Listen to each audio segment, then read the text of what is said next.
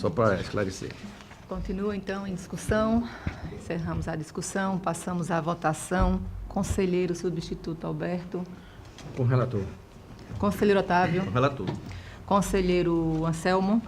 Excelência, tendo, inclusive, precedentes, posso assim dizer, que o tribunal, pela importância do tema, às vezes até supera a questão da concretude da consulta, mas acompanha o relator. Então, aprovado. Pode levar a palavra o conselheiro Fernando. Senhora Presidente, trago para relatar agora um voto vista. É o processo 596 de 2010, este do município de Viçosa, cujo responsável é o seu Péricles Vasconcelos Brandão de Almeida. Trata-se de análise do processo TC de número 596 de 2010, de número 12.767 de 2010 e 12.995 de 2010, oriundo do FUCONTAS, memorando número 011 de 2010, que anotou o descumprimento da resolução normativa de número 02 de 2003 do senhor Péricles Vasconcelos Brandão Almeida, ex-gestor do município de Viçosa, referente ao não envio no prazo regulamentar do termo de rescisão do contrato de número 2019-2006, firmado com a empresa Estrela Construções Limitada. Após a anotação do descumprimento, fora lavrado o acórdão 10.11 de 2010, aplicando multa no ex-gestor. Aprovada a decisão que imputou a sanção, o ex-gestor foi intimado e pugnou ao conselheiro relator pela reconsideração do acórdão indigitado para examiná-lo, para eximi-lo por completo da multa. O processo seguiu para o Ministério Público de Contas. No setor foi emitido o parecer de número 4240 de 2015 da Terceira Procuradoria, assim emendado. Direito administrativo, sancionador, omissão do dever de enviar no prazo regulamentar a remessa de documentos exigida pela Instrução Normativa 02 de 2003, FUNCONTAS, não verificando o descumprimento, ausência de contraditório prévio, nulidade e acolhimento da defesa e não aplicação da multa. Parecer pela anulação do acórdão 10.11 de 2010. Cumprido o trâmite regimental para a admissibilidade do recurso, o pedido de reconsideração foi remetido concluso ao relator, conselheiro Anselmo Brito, que, na análise do mérito, indeferiu o mesmo, mantendo incólume o acórdão 10.11 de 2010, nos seguintes termos, abro aspas, no mérito não merece prosperar os argumentos trazidos à baila pelo interessado, uma vez que já restou consolidado por esta Corte de Contas que o rol constante do calendário de obrigações dos gestores públicos, ou seja,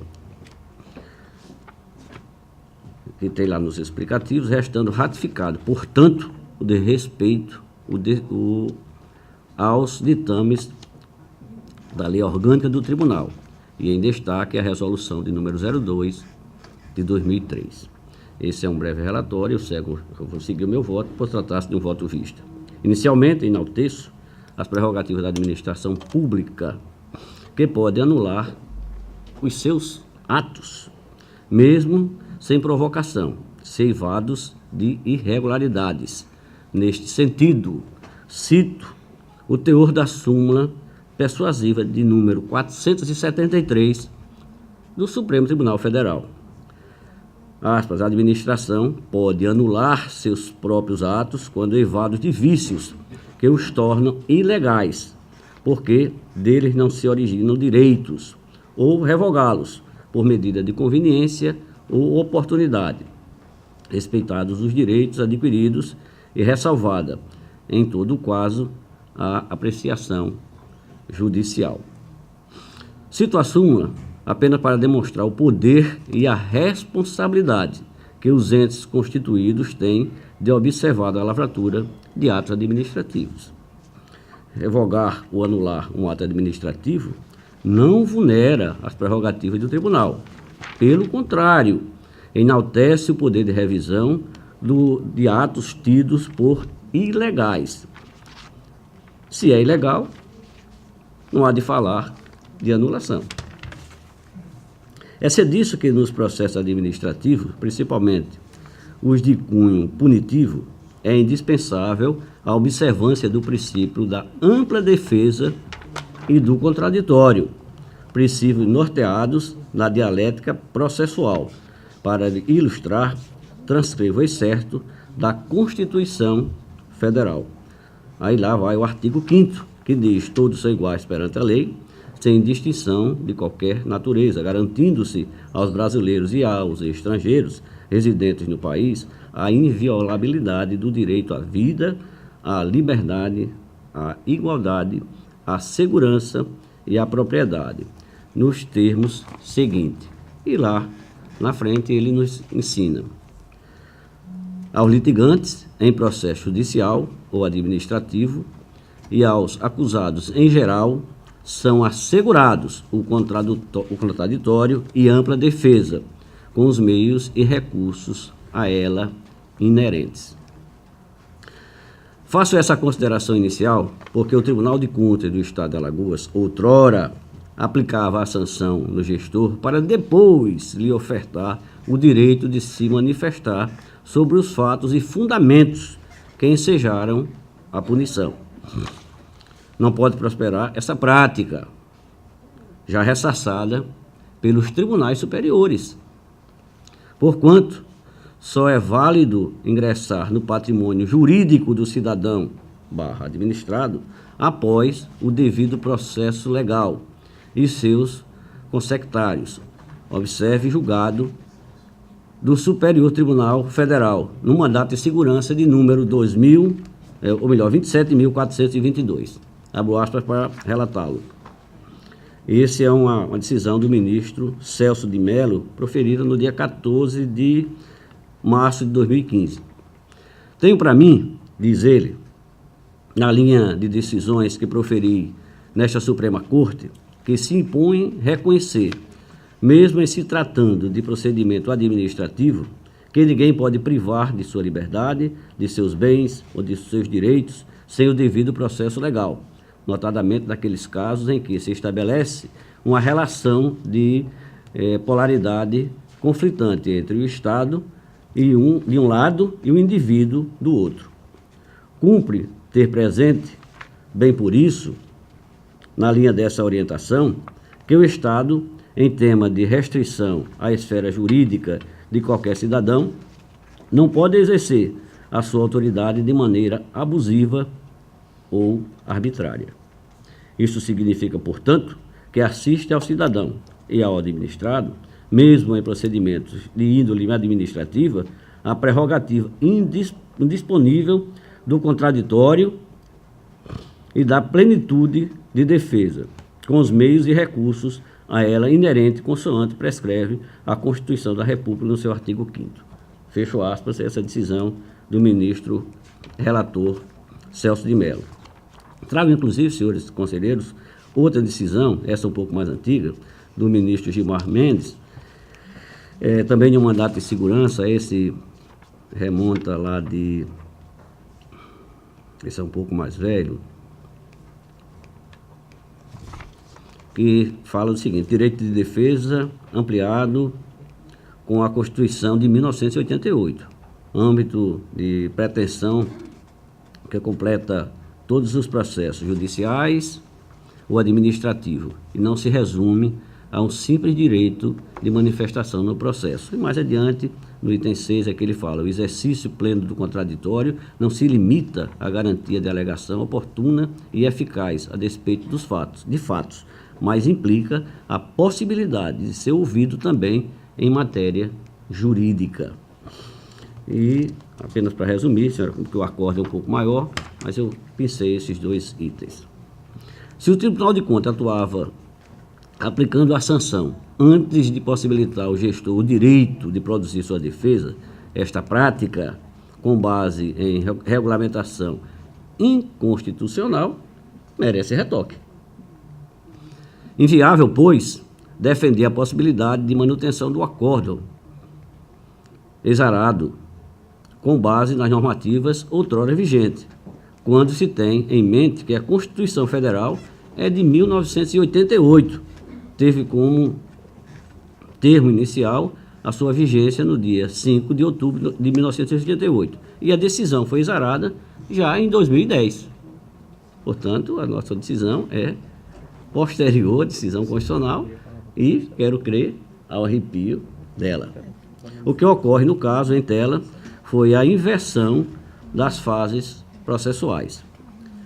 Se em determinadas ciências a ordem dos fatores não altera o resultado, no direito essa máxima não pode prosperar, tendo em conta que o primeiro ato processual a ser realizado, quando dá possibilidade da punição, é a intimação para oferta da defesa.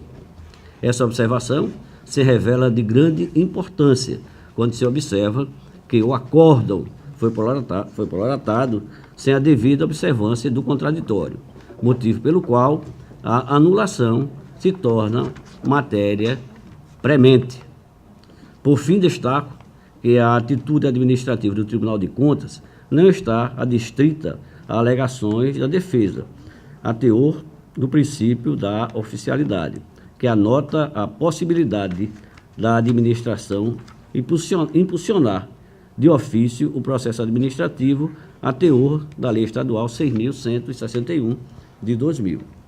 E em seu artigo 2º, a administração pública obedecerá, dentre outros, os princípios da legalidade, finalidade, motivação, razoabilidade, proporcionalidade, materialidade, ampla defesa, contraditório, segurança jurídica, interesse público e eficiência. Nos termos citados supra, e como a matéria, ora ventilada, pode ser conhecida a qualquer tempo, a ausência de citação prévia que induz o vício da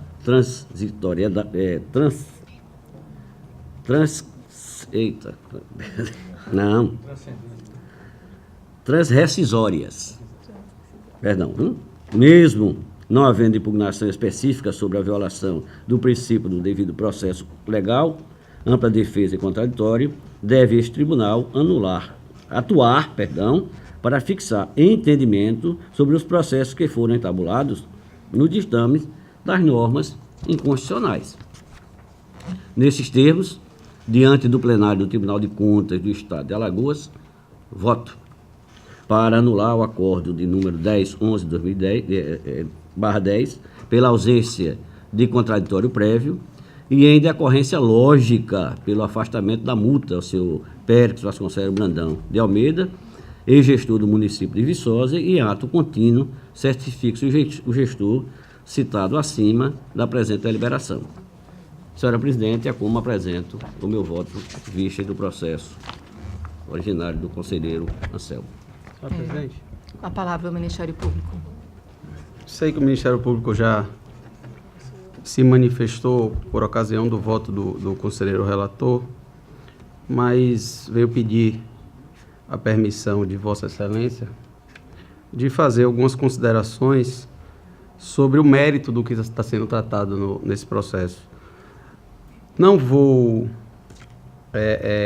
dispensar uma parte do parecer que trata da questão fática, que houve aplicação da multa, apresentou defesa. Eu quero me ater à questão de mérito, até porque esse parecer foi exarado por mim quando titular da 3ª Procuradoria de Contas, e eu estava vendo aqui a data do parecer. O parecer é de 17 de novembro de 2015, tem mais de um ano e meio esse parecer, e como temos debatido nessas últimas sessões questões processuais importantes, eu gostaria de registrar o posicionamento de mérito do Ministério Público, inclusive solicitando ao conselheiro relator, até porque o parecer é no mesmo sentido do voto, do acordo, do voto vista de Vossa Excelência, que Vossa Excelência adira ao voto vista os argumentos de mérito trazidos pelo Ministério Público no parecer.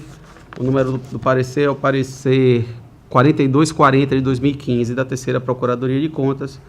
Titular, à época da emissão do parecer, fui eu mesmo, e passo à questão de mérito. Preliminarmente, cumpre registrar que a resposta apresentada pelo gestor é tempestiva, considerando a data do recebimento da notificação da decisão e a data da apresentação daquela, em atendimento ao prazo previsto no artigo 219 do regimento interno desta Casa.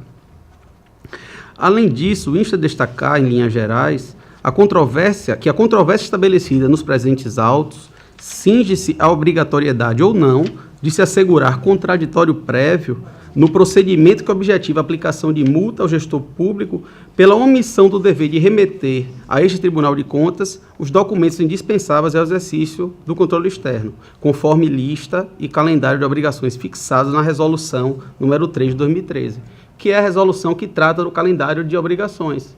E na sessão passada eu falei da natureza das decisões do Tribunal de Contas. Nesse caso, foi uma aplicação de multa em função do descumprimento à norma regulamentar do tribunal. Por isso o gestor foi sancionado.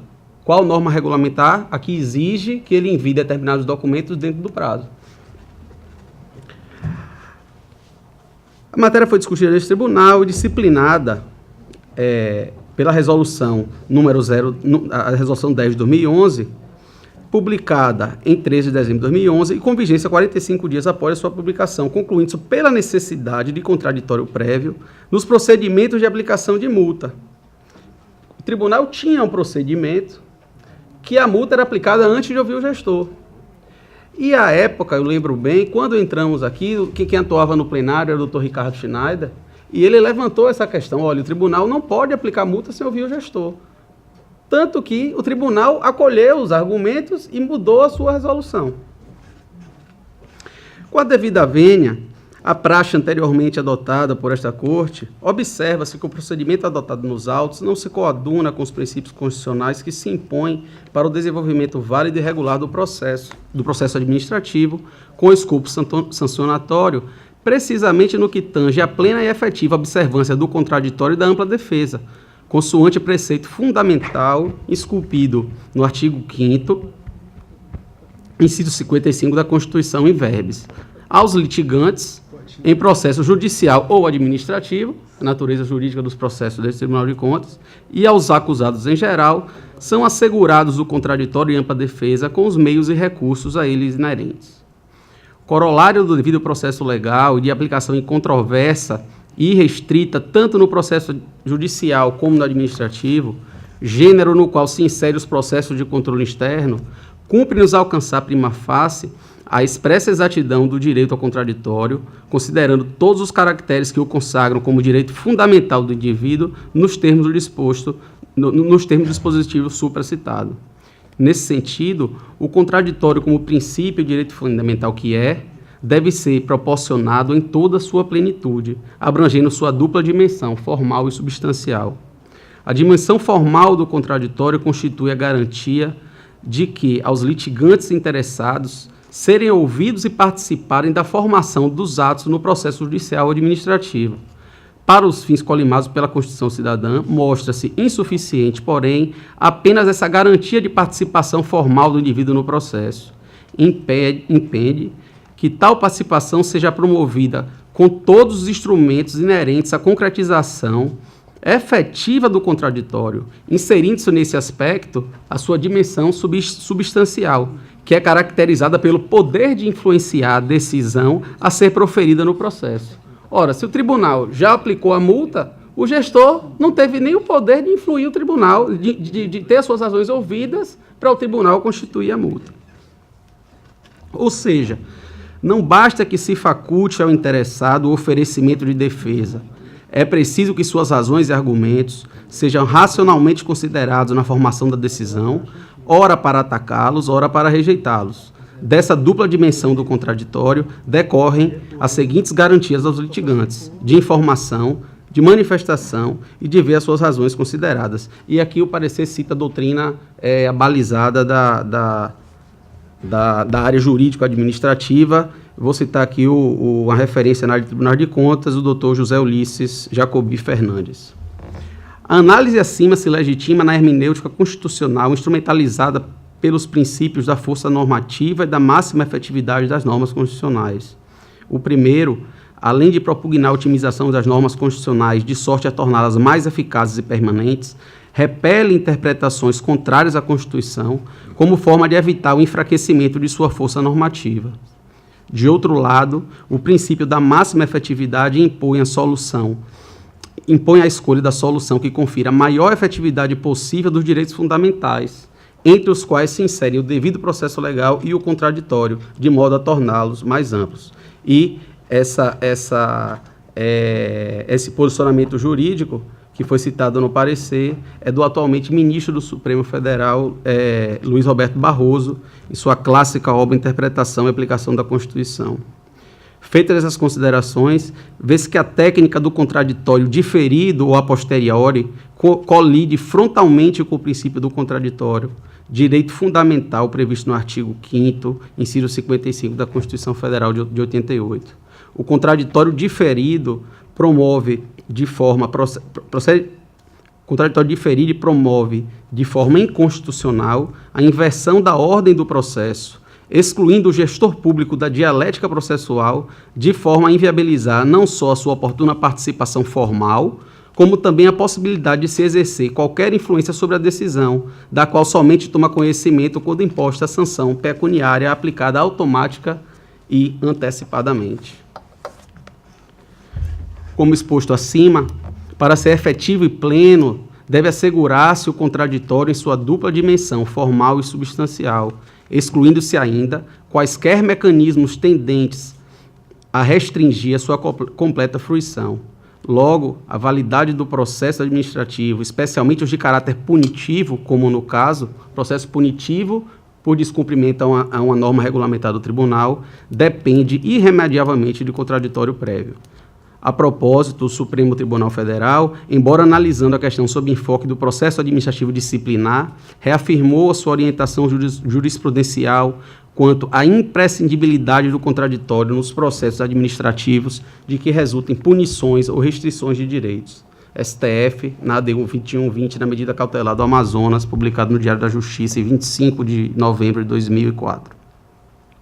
Em 2004, o Supremo decidiu isso. Na mesma esteira, é significativamente majoritária a doutrina no sentido de que imposição de sanções ou restrições de direitos por meio de processo administrativo deve obrigatoriamente ser precedida do contraditório. E aí cito aqui um ilustre e renomado doutrinador da área de direito administrativo, Eli Lopes Meireles, no mesmo sentido de Diógenes Gasparini, que, discorrendo sobre modalidade do processo administrativo, aponta o processo administrativo punitivo como aquele promovido pela administração para imposição de penalidade por infração de lei e regulamento ao contrato, arrematando com precisão que devem ser necessariamente contraditórios com oportunidade de defesa e estrita observância do devido processo legal, do process of law, sob pena de nulidade da sanção imposta. O destaque aqui se revela oportuno, porquanto, embora desenvolvido no âmbito deste Tribunal de Contas, os processos instaurados para aplicação de multas são essencialmente processos administrativos punitivos, com a exclusiva e única finalidade de sancionar o gestor que se omitiu do dever de remeter a esta egrégia corte documentos indispensáveis ao exercício do controle externo. Com efeito, trata-se de processos com reduzida complexidade jurídica e fático-probatória, nos quais se verifica o cumprimento ou não da obrigação de o gestor enviar ao Tribunal de Contas os documentos nos prazos fixados na Resolução número 02 de 2013, o calendário de obrigações. A simplicidade do caso, entretanto, não autoriza ou justifica a subversão do processo administrativo com grave prejuízo a direitos e garantias fundamentais do indivíduo.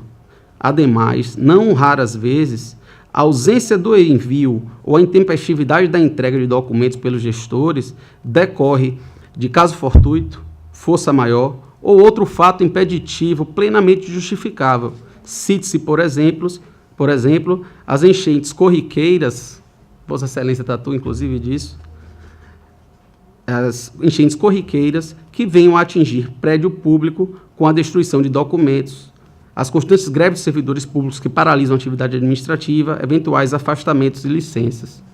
Desconsiderar tais circunstâncias seria consagrar a prevalência da autoritária verdade sabida, para justificar a aplicação de sanções sem o contraditório,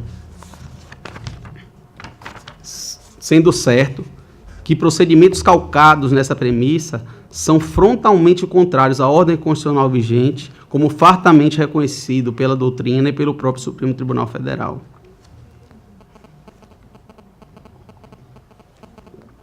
Por outro lado, pesquisando a legislação pertinente, não se logrou localizar qualquer norma legal ou interna que autorizasse a inversão de procedimento com a postergação do contraditório.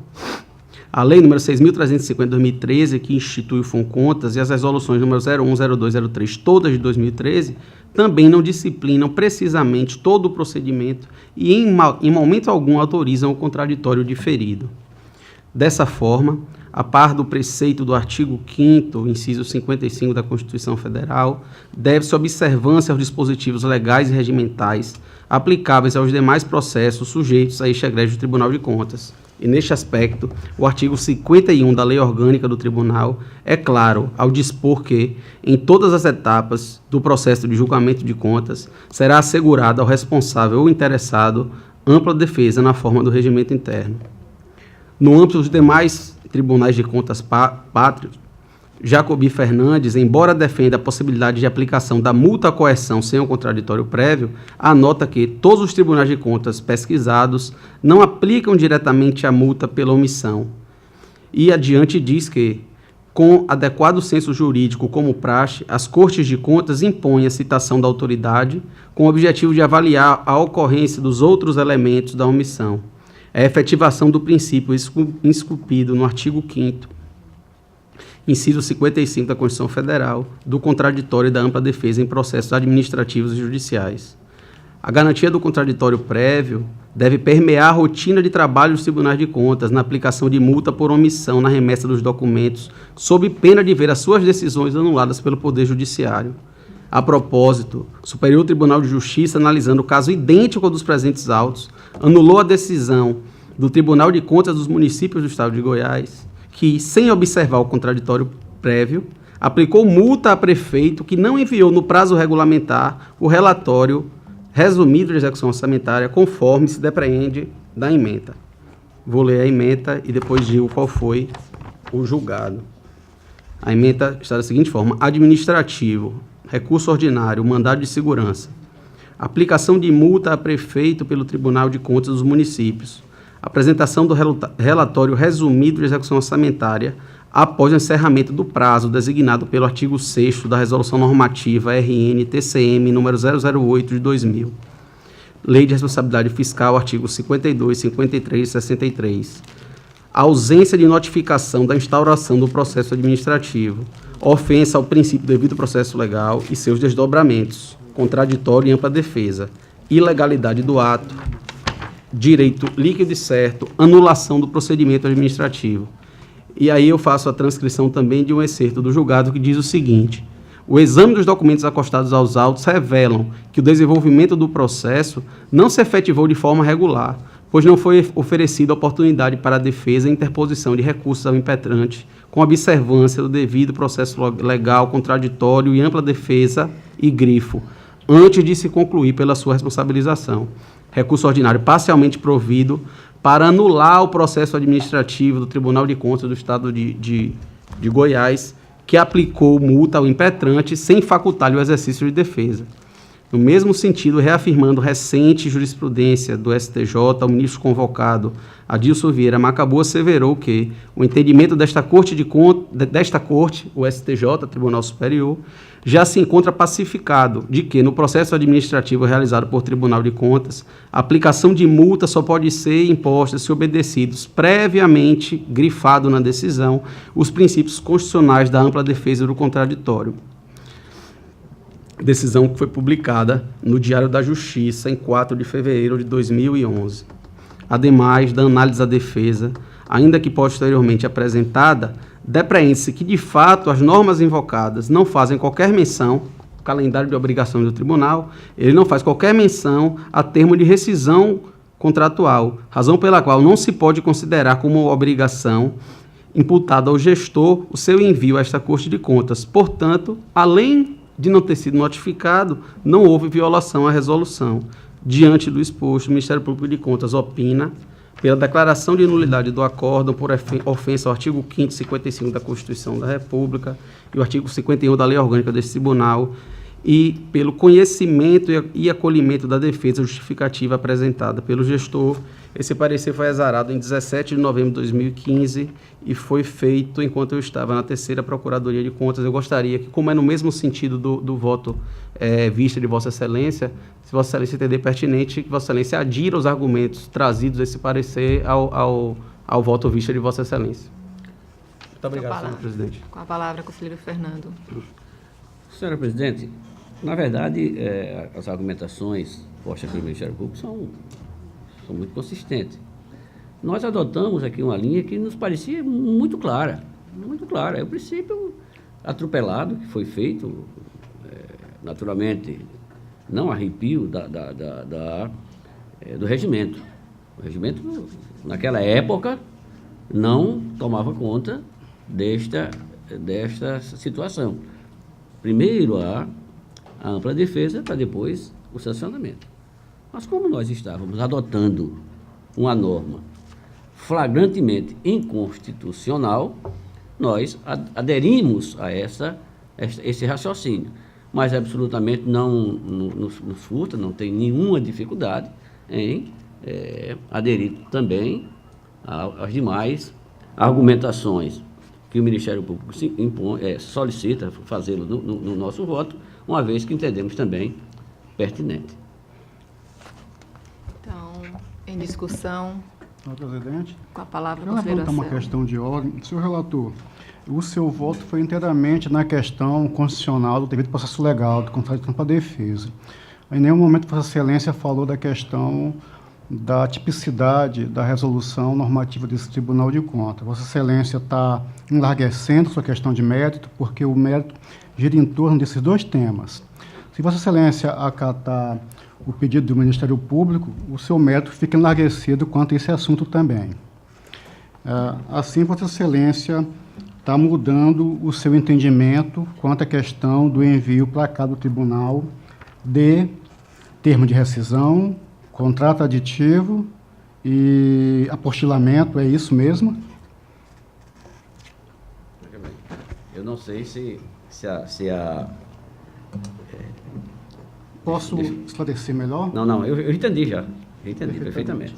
Entendi. Eu entendo, naturalmente, para melhor juízo, que esses aditivos, apostilamento, e rescisões contratuais e suplementações contratuais, eventuais. Todo acréscimo no contrato original. Todo acréscimo, não é? Ou, inclusive... É preciso que, naturalmente, seja enviado ao Tribunal de Contas. Então, Vossa Excelência, Vossa Excelência não poderia adotar, poderia até adotar. Adotar uma certa restrição, digamos, exatamente, da amplitude. Porque a restrição da amplitude. É dupla, tá? A restrição da amplitude, ou não. Então...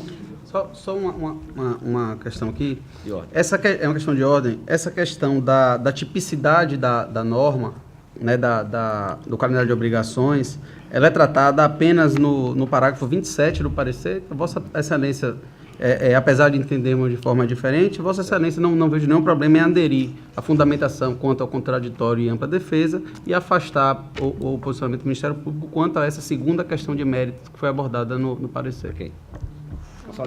Então, Excelência, novamente na questão, então, a questão da não tipicidade, ela foi afastada, então, na verdade, nós temos um voto de Vossa Excelência, no sentido de contrariar o voto ir de encontro com o voto deste relator, mas, no outro sentido, Vossa Excelência concorda que deva ser enviado esses termos aditivos ao tribunal, que isso fique claro, porque trata pela questão da tipicidade.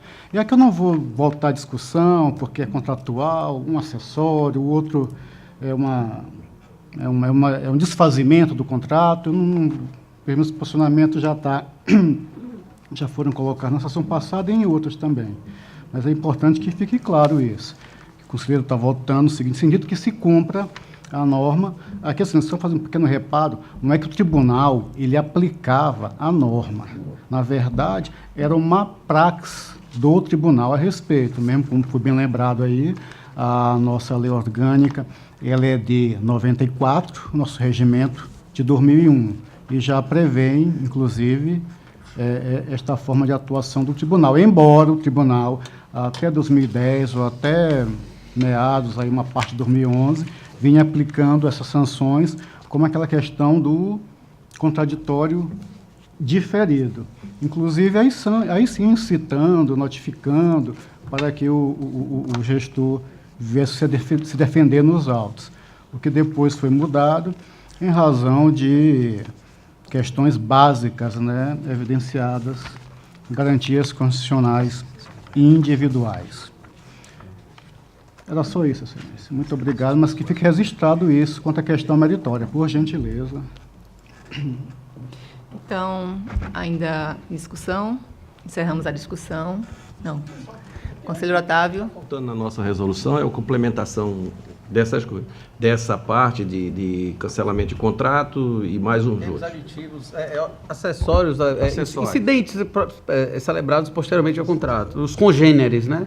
Termos aditivos, o tribunal é facilmente, sob o ponto de vista do Ministério Público, é muito fácil trazer uma resolução. Eu vou trazer uma emenda para a resolução a semana que vem, para poder incluir isso e a gente matar. Excelência, mas já tem isso na norma regimental. Já está incluído? Tem. Assemelhado, tem, Excelência. Pode até não ter A palavra assemelhado. na questão. Mas, assim, é uma coisa, como é que o acessório não vai seguir o principal? É um negócio estranho de se considerar, né? Conselheiro Fernando. Dá licença, senhor. Sim, conselheiro. Isso ficou muito marcado, inclusive, senhor presidente, eu devo dizer, que nós fizemos nessas andanças de instrução,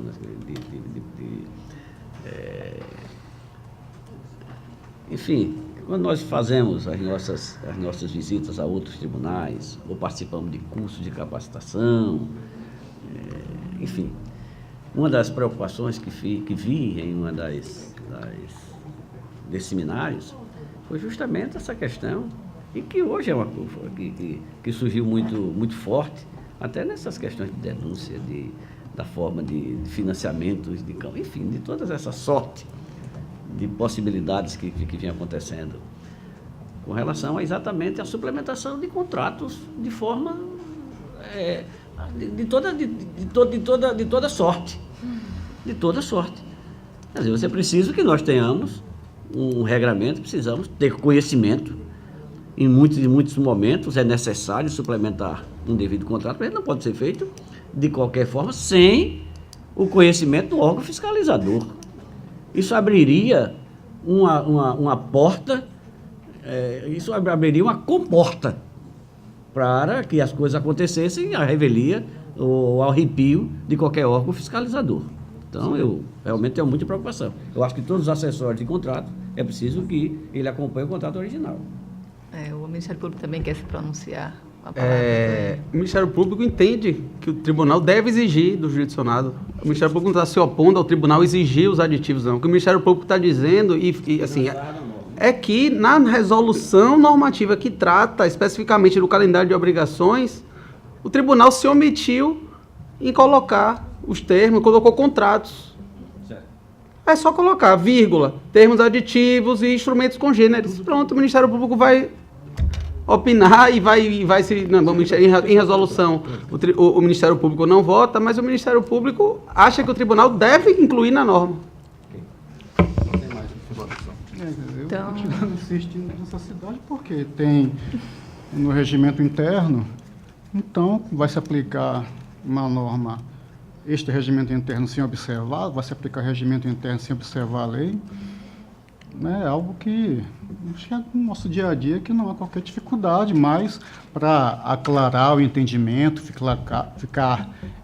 não restar nenhuma dúvida, espancar qualquer dúvida, eu acho que, comparando a palavra, o que sobeja não faz mal em matéria de controle público, evidentemente. Sem dúvida, conselheiro, acho que é importante. Se é para lastrear cada vez mais, então vamos fazer, não é? Então, o conselheiro Otávio vai trazer essa proposta e... Pela lógica Votarei. jurídica, né? Mas tudo bem, excelência. Então, encerramos a discussão, passamos à votação. Conselheiro substituto Alberto, Com o voto revisor. conselheiro Otávio Lessa. O revisor. Então, voto... Vencido o conselheiro vencido. Anselmo no aspecto... Revisor não, é voto Voto vista. Voto vista. Então, Vista. vencedor, não tem voto dúvida. vista do conselheiro Fernando. Quanto à questão, né, do contraditório prévio, mantido a segunda parte do acordo, necessário envio a documentação correlata, acessória, não só aos contratos, mas vamos falar de forma genérica, os termos de ajustes, por assim dizer. Como está posto no voto do conselheiro. Então, quando eu continuo com a palavra, o conselheiro Fernando. Senhora presidente, para essa sessão eu esgotei a minha pauta com a solicitação que fiz anteriormente da retirada de pauta do processo 2451. Muito obrigado, senhora presidente. Senhora presidente, Sim, conselheiro. eu estava verificando, fiquei até agora porque tinha um voto visto, o processo está presente, mesmo que já tinha aparecido meu nos autos, mas eu gostaria de regimentalmente me ausentar, excelência. Eu tenho um compromisso e Sim, conselheiro. hoje a sessão foi extensa. extensa, Está sendo vamos extensa. pelas 2 horas, mas muito produtiva, Com muito certeza, produtiva. isso é bom, Eu acho que as então. coisas estão ficando as claras, Sem dúvida. as pessoas estão aparecendo, isso é muito salutar para o nosso Tribunal de Contas. Fique à vontade, conselheiro. Obrigado, excelência. Então, ainda continua com a palavra o conselheiro Fernando, que retirou de pauta o processo. Qual o número, conselheiro? Eu já o fiz logo mais cedo. Eu acho que a Ana já pegou o número do processo. 2451 de 2016, mas e não tem mais pauta para essa sessão, senhora. Então, pela ordem, para relatar o conselheiro substituto Alberto Pires. Não tenho pauta.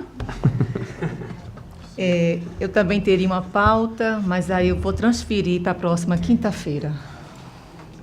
A próxima quinta-feira é pequena, são multas, e aí, pelo adiantar da hora, ficaria para quinta. Eu queria fazer uma solicitação, que eu fiz na minha hora de relatar. Como quinta-feira eu não estaria aqui, estou em Brasília, eu queria transferir toda a minha pauta para não ter que repautar de quinta-feira para a próxima terça-feira. Eu ficaria... Porque eu não Pela vou estar ausência aqui, do conselheiro. eu vou estar em Brasília no encontro da Tricom com o IRB lá. Então já ficaria... Aí de quinta-feira de será quinta transferido para terça-feira. Para a próxima terça-feira. Eu acho que não é nenhum problema não, né? Isso ter feito dessa forma. Então, encerramos a ordem do dia, passamos às explicações pessoais. Senhora conselheira, presidente. Com a palavra o nosso Só para colega. eu não me esquecer, e eu quero registrar, mas vou fazê-lo pormenorizadamente quando eu voltar de férias. E devido à ausência do conselheiro Anselmo Brito, eu não vou fazer hoje, mas quero que fique consignado que o Ministério Público vai se manifestar sobre uma postagem em rede social do conselheiro Anselmo Brito, criticando a manifestação oral do Ministério Público na sessão, na atuação processual do Ministério Público. Quero que fique registrado, para quando houver a leitura da ata e eu retornar das férias, eu me recordar de fazer essas considerações sobre essa manifestação do conselheiro Anselmo Brito. Não vou fazê-lo hoje porque ele se ausentou da sessão. Então, que fique registrado as palavras do procurador, doutor Enio. Então, não havendo quem queira fazer uso da palavra, encerro a presente sessão e convoco para a próxima sessão da quinta-feira, no horário regimental.